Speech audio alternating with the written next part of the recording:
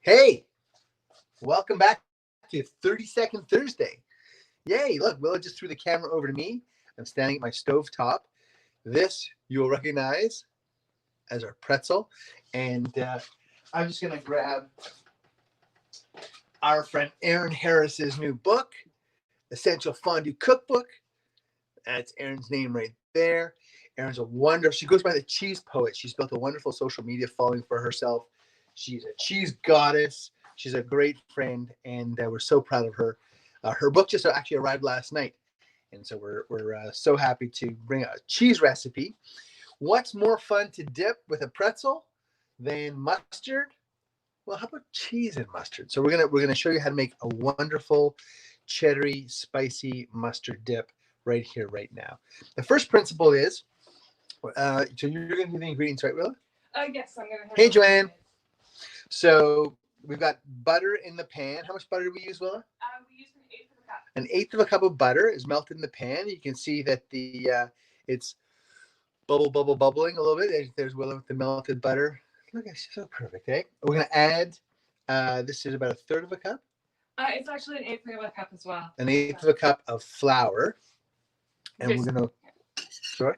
Well, we just have a very large recipe, so because it's just us, and there's only so much cheese sauce I can manage in one sitting. So this is flour goes into the butter, and this is called making a roux. So essentially, you're going to fry the flour as it incorporates with the fat of the butter, and you want to get rid of the sort of chalky flavor of the flour. Willa did make beautiful pretzels last time, Joanne. Thanks for noticing. Fun fact, I actually rethermed the pretzel in the oven. So we had frozen our leftover pretzels, and bread freezes really well. Fun pro tip right there. And then you want to bring it back to life. We just left it in the countertop for 20 minutes, and then we popped it in the oven. And bread products will reheat really, really nicely. Okay, let's add the milk now, Willa. Yeah, and that's about a cup of milk. Cup of milk is going to go in, and again, this is adding this is sort of a classic bechamel at this stage. The butter, the flour, and the milk. And then we're going to bring, now, of course, we're way over our 30 seconds. We've admitted to the fact 30-second Thursday is a lie. We're living a lie, Willa. I know, I'm sorry. I'm not that sorry. The whole point is that this is a super quick and easy recipe to make, and it really is. Thank you. And so we're just going to bring the milk up to a simmer. That's going to help thicken the essentially bechamel that we have here in our pan before adding the rest of the ingredients. And we're going to use our Kaplansky's. I hear that guy makes a really nice spicy mustard. Yeah, it's on its side. Do you want to turn it? Oh, that's better? That's better. See, that's why you should get the director credit, and I should get the hand model credit, eh? Is David Rocco in the house? Is he proud of my hand modeling skills? I say that because when I first met David, he would go, when we go out for drinks after shooting Donut Showdown, he would tell people that he's a hand model and that he does hand jobs. He's hilarious. He truly is hilarious, by the way. I don't think I've ever laughed as much in my life as I did during Donut Showdown with Maggie and David and Danny, and we had, that was just season 1. I mean, season 2 was even more hilarious and one of the best experiences of my life. So you can see that. Can you see the steam rising from the pot of milk here? It's starting to come to a simmer, and as it does that, you can actually see as I'm whisking that it's thickening quite a bit. Perfect. This is looking just great, the right consistency. And the reason that we make a roux before we add the cheddar to it is so that it gets incorporated as one cohesive sauce. You can have a fear of splitting the cheese, so that the oil and the milk solids are separated. If you don't make a roux first and and add to it, so you can see actually our bechamel, classically. I mean, if we had some cloves, I suppose this would be a proper bechamel, but it's really coming to a lovely consistency there. I'm going to go ahead and add my mustard, and we've got about a tablespoon of Kaplansky spicy mustard. Just to let you know, folks, and maybe Joanne can back me up on this one, the spicy mustard is spicy.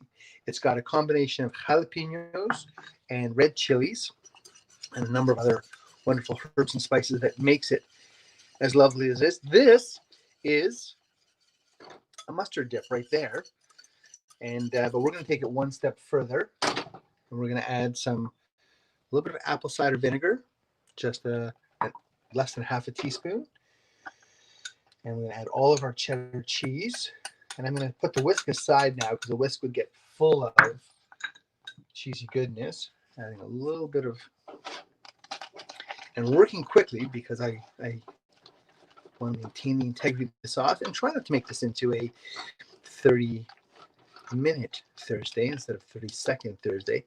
And then you pretty much have, we didn't add the pepper. So I always like to add a little bit of salt and pepper to taste. And remember too that the spicy mustard has lots of flavor in it already. You're not going to have to add too much other seasoning. But as they say, my dear, the proof is in the eating. Why don't you take a little rip and tear on the pretzel and taste this baby for the folks at home. Okay. Here, I'll give you some too. Thank you. See, that's what a wonderful wife I have, huh? Oh, that's nice. Oh, yeah. Ooey gooey goodness, huh? The sharpness of the cheddar is married really nicely with the heat from the spicy mustard. That's a really beautiful sauce. Now, quite often, cheddar sauces will suggest using cayenne pepper, and cayenne, even if you're making like a mac and cheese, will really bring out a lot of that earthiness that you can get with a really nice cheddar cheese. I wouldn't say you need it in this case because the spicy mustard has all that chili already going on, but it matches up so nicely. Oh, it's really, really lovely. I think I'm going to take some alone time now with my spicy cherry cheese. And you know what? I mean, I really could go to town on this whole. We shouldn't have had the recipe, Will. We should have just made the whole thing because this is going to be awesome. We want to say a really big mazel tov to Erin Harris. Yay. We are so proud of you, our friend. And again, this is her book, available where all good booksellers sell their wares. Erin has created and recreated herself in the most wonderful way. She's a Red Seal chef. She's a wonderful chef and personality, and she has this massive passion for cheese. And to see the way she's embraced that and run with it is an inspiration to all of us. She also owes us a visit out here into Tofino, BC. And Erin, our dear, we are going to hold you to that. So can't wait for you to come out and make some more recipes from your own cookbook, which maybe we'll adjust a little bit to incorporate some Kaplansky's mustard. And Erin has been a huge part of our mustard rollout as well, a friend and advisor along the way. I'm going to take another bite of this. So good, Bella. I think that's it. That's it. That's all. That's all we got. Okay, 10-minute Thursday. Close enough. You're welcome. I'm not sorry. Thanks for tuning in. Saturday. Have we even decided what sandwich we're going to do on Saturday? No. Well, stay tuned because we're going to figure out which sandwich we're going to do on Saturday. I've been thinking about a Monte Cristo, actually. I've had a Monte Cristo in my mind. But, Monte Cristo. no. Well, she said. Thanks for tuning in. Thanks for being part of the journey. Please feel free to chime in with any questions or comments you might have. If there's something you want to see us make or do or taste, we're happy to do it. Kaplansky and Bradshaw out. Team Capshaw.